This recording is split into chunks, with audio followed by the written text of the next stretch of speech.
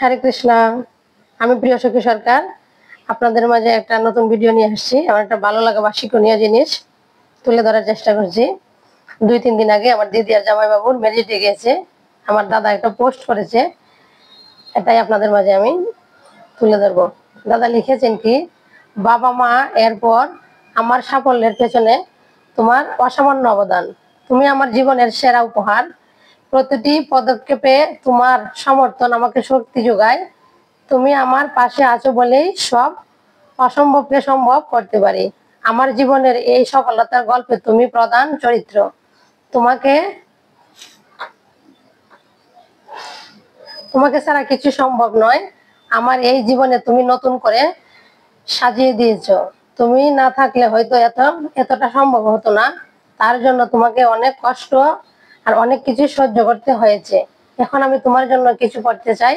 এতদিন তুমি আমার জন্য করেছো, তাই বলি এইভাবে আমার কাছে সারা জীবন থেকো, ভালো থেকো। দূর প্রবাস থেকে আমি এটাই চাই। এটা আমার দাদা পোস্ট করেছে। আমার খুব ভালো লেগেছে যে একটা পুরুষ তার স্বামী কতটুকু তার স্ত্রীর প্রতি সন্তুষ্ট, বা আমার এই দিদি কতটুকু দায়িত্বশীল এবং ধৈর্যশীল।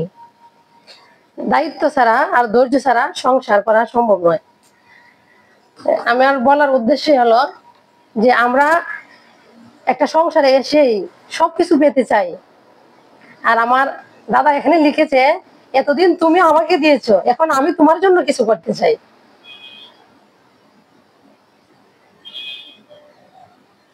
আমার চারপাশের আশেপাশের নিজের আত্মীয় স্বজন, মানুষ, প্রতিবেশী, পাড়া প্রতিবেশী দূর দিলাম, নিজের আত্মীয় স্বজন মানে বিয়ে হতে সংসারে এসেই কিছু পেতে চায়, সংসারের কর্তা হতে চায়।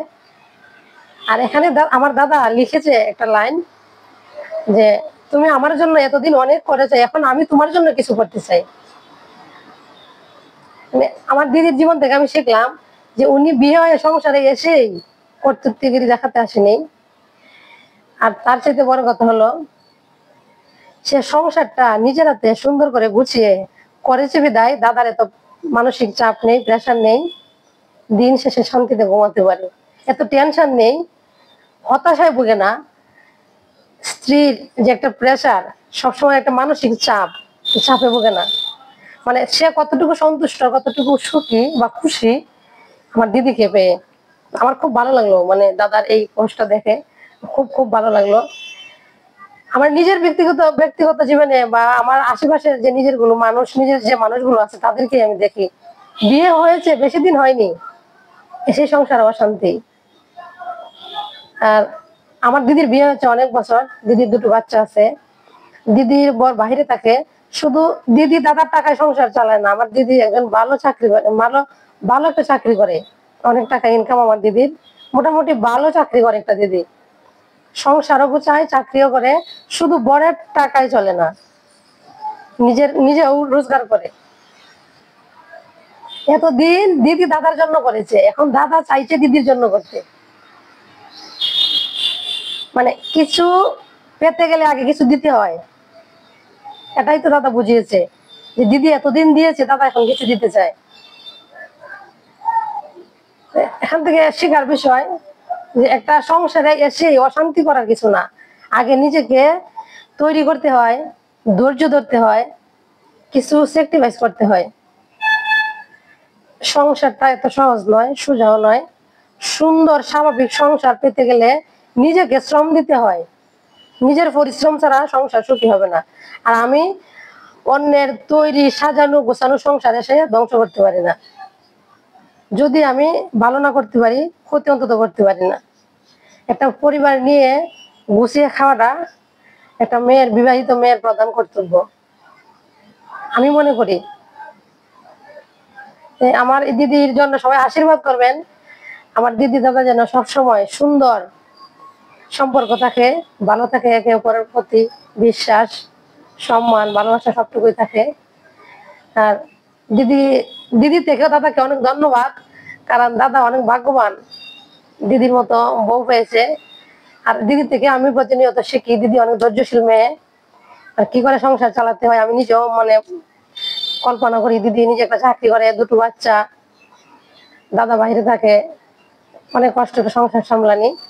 আর এমনিতেই একটা স্বামীর মুখ দিয়ে এত ভালো ভালো কথা বের হয় না যদি কিছু না করে থাকে। দিদি অনেক কিছু করেছে, দাদার মুখ দিয়ে ভালো কথাগুলো বেরিয়েছে। তা আমি চাইবো প্রত্যেকটা বোনের সংসারই যেন সুন্দর হয়, আর নিজের স্বামীকে অন্ততপক্ষে মানসিক চাপ না দিয়ে ভালো রাখার চেষ্টা করুন।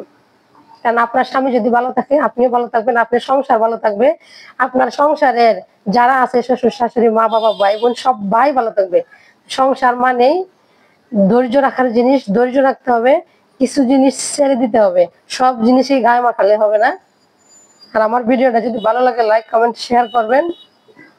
আর যদি আপনারা এরকম সুন্দর সুন্দর গল্প নয়, আমাদের আশেপাশে যাদের জীবনের ঘটনাগুলো ঘটে গেছে, আমি আপনাদের সাথে পজিটিভ কিছু তুলে ধরবো, খারাপ কিছু নয়।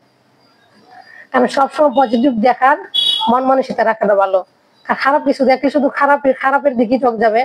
আমি খারাপ দেখতে চাই না, সবকিছুই ভালো দেখতে চাই, সবার ভালো চাই। সবার জন্য রইল অনেক অনেক শুভকামনা। আর আমাকে আশীর্বাদ করবেন, আমি যেন আমার দিদির মতো সুন্দর করে গুছিয়ে সংসার করতে পারি। হরে কৃষ্ণ, হরি বল, গৌরাঙ্গ।